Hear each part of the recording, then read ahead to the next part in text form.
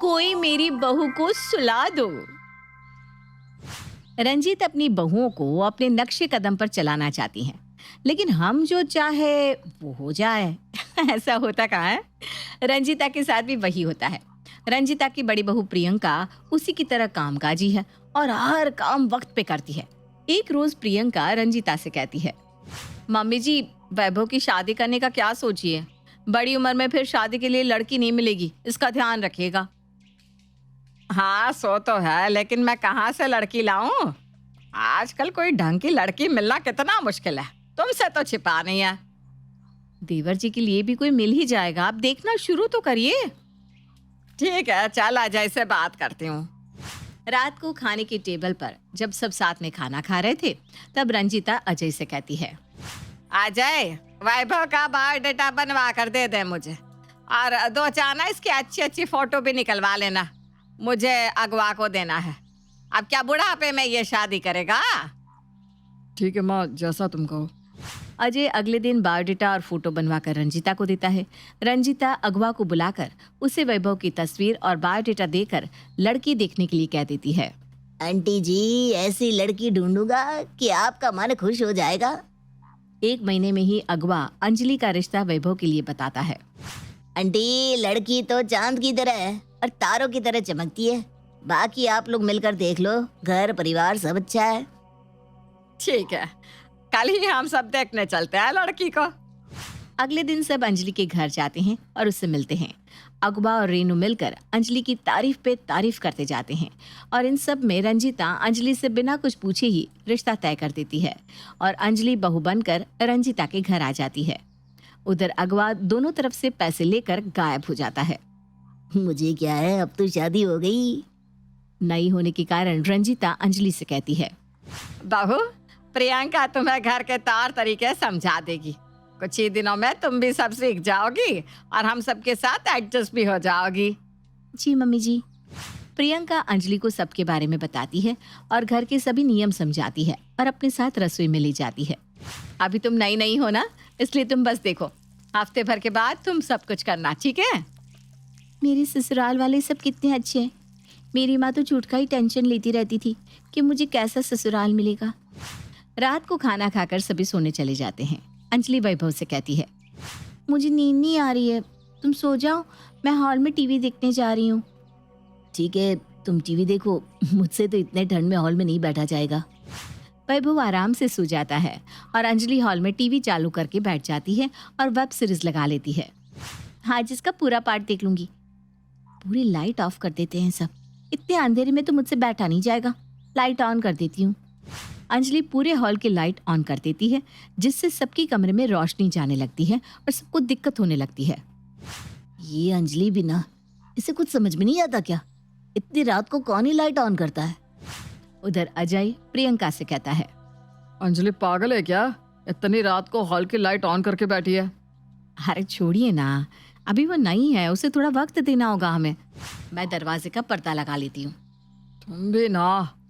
प्रियंका अजय को सुला देती है, लेकिन अंजलि कहाँ अपनी आदतों से बाज आने वाली थी। ये वेब सीरीज तो बहुत बोरिंग है। रील्स देखती हूँ टीवी में कनेक्ट करके, और फिर मैं भी वैसे ही करने का ट्राई करूंगी। अंजलि रील्स लगाकर टीवी का साउंड तेज कर देती है। अजय की नींद आवाज से टूट जाती है और वो वैभव को उसी वक्त कॉल करके कहता है, ये सब क्या है वैभव? तेरी बीवी तुझसे संभाली नहीं जाती क्या?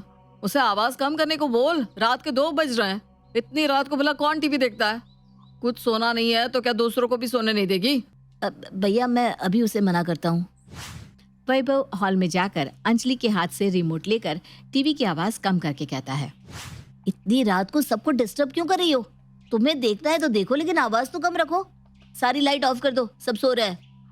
मुझे नींद नहीं आ रही है, मेरे लिए मैगी बना दो ना प्लीज, वरना मैं आवाज तेज कर दूंगी। अरे ठीक है, बनाता हूँ।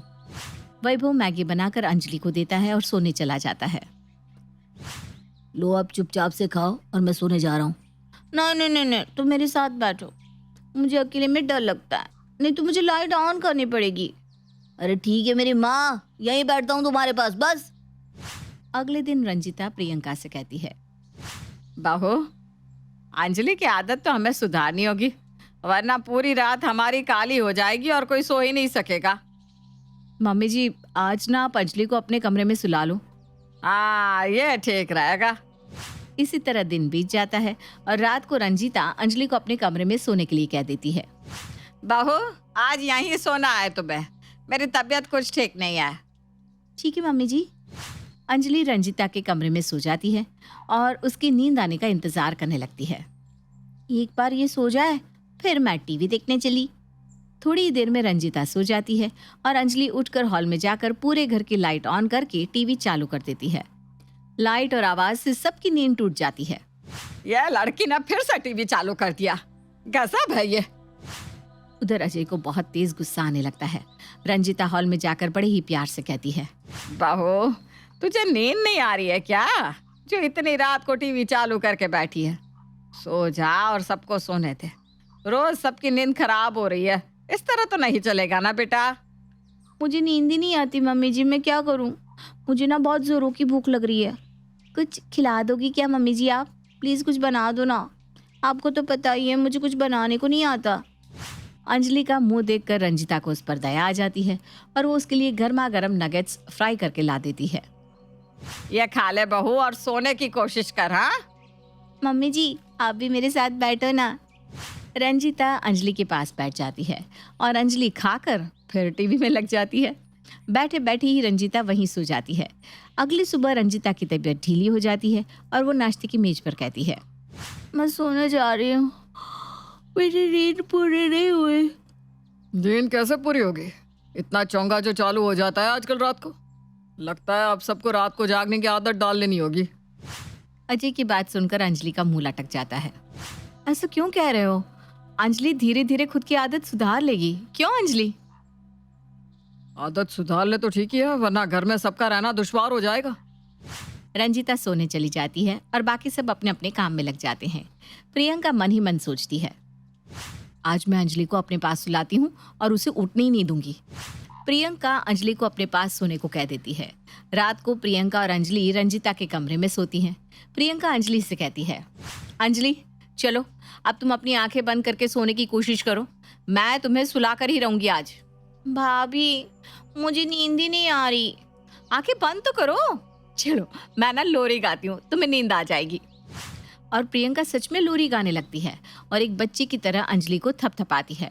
लोरी सुनकर रंजीता सो जाती है लेकिन अंजलि उठकर बैठ जाती है और प्रियंका से कहती है, भाभी मुझे नींद नहीं आएगी, आप सो जाओ ना, मैं रील्स देखने जा रही हूँ। प्रियंका उसे रोकने की बहुत कोशिश करती है लेकिन वो नहीं रुकती। सबकी नींद हराम होने से बचाने के लिए प्रियंका उठकर हॉल में आ जाती है। अंजलि आवाज कम कर दो, मैं लाइट ऑफ कर रही हूँ। नहीं भाभी, मुझे डर लगता है, लाइट ऑफ मत करो। अरे पर मैं यही हूँ ना। ठीक है, तो आज दोनों देवरानी जेठानी साथ मिलकर टीवी देखेंगे। अच्छा भाभी, खाने के लिए कुछ बना कर ले आओ ना, टीवी देखते वक्त खाने का मजा ही अलग है। प्रियंका पास्ता और चिप्स लेकर आती है और रात भर अंजलि के साथ जगी रहती है। अगली सुबह प्रियंका सोई रहती है और सीधा दोपहर में उठती है। प्रियंका जैसे ही उठती है, अंजलि को सुलाने की जगह तो खुद जगी रह गई। अंजलि को सुलाना हमारे बस की बात नहीं है, अंजलि की माँ ही उसे सुधार सकती है। एक हफ्ते के लिए रेणु को यहाँ बुला लेते हैं। हाँ ये ठीक रहेगा मम्मी जी। रंजीता वैभव को उसी वक्त रेणु को लाने के लिए भेज देती है और रात को रेणु रंजीता के घर पहुंच जाती है। समधन जी, मुझे याद किया? हाँ जी, अंजलि का मन लग जाएगा, थोड़े दिन आप हमारे साथ रह लीजिए। वैसे बेटी के घर रहा तो नहीं जाता, लेकिन मैं ना ये सब नहीं मानती, मेरी तो एक ही औलाद है। रंजीता और प्रियंका बहुत खुश होते हैं और आपस में बात करते हैं। अब रात में जब समधन जी देखेगी कि अंजलि टीवी देख रही है तो खुद ही उसे ठीक कर देगी। हाँ मम्मी जी। रात को सब अपने अपने कमरों में सोने चले जाते हैं और थोड़ी देर बाद फिर से हॉल की लाइट ऑन हो जाती है और टीवी की आवाज आने लगती है। आवाज सुनकर सबके कान खड़े हो जाते हैं। थोड़ी ही देर में समधन जी अंजलि को डांट कर सुला देगी। हाँ। इधर अजय गुस्सा होने लगता है तो प्रियंका उसे कहती है, अरे बस थोड़ी देर, फिर रेणु आंटी अंजलि को सुला ही देगी और आज के बाद हमें छुटकारा मिल जाएगा इन सब से। 1 घंटा बीत जाता है लेकिन टीवी की आवाज कम होने का नाम ही नहीं लेती। तो सभी लोग अपने अपने कमरे से निकलकर बाहर आते हैं और देखते हैं कि रेणु अंजलि के साथ बैठी खाती हुई टीवी देख रही है। सबको देखकर रेणु कहती है, वाह क्या बात है, आज हम सब साथ मिलकर टीवी देखेंगे। हम तो अपने घर में रात को बैठकर खूब वेब सीरीज और रील्स देखते हैं। आपने ये सब शादी के वक्त तो नहीं बताया था। रात को कौन टीवी देखता है? इसमें बताने जैसा क्या है, सबकी अपनी अपनी आदत है। कुछ दिनों में आप लोगों को भी रात को टीवी देखने की आदत हो जाएगी।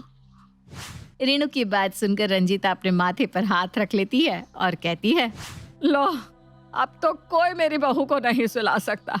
जब गोदाम ऐसा है तो माल कैसा होगा।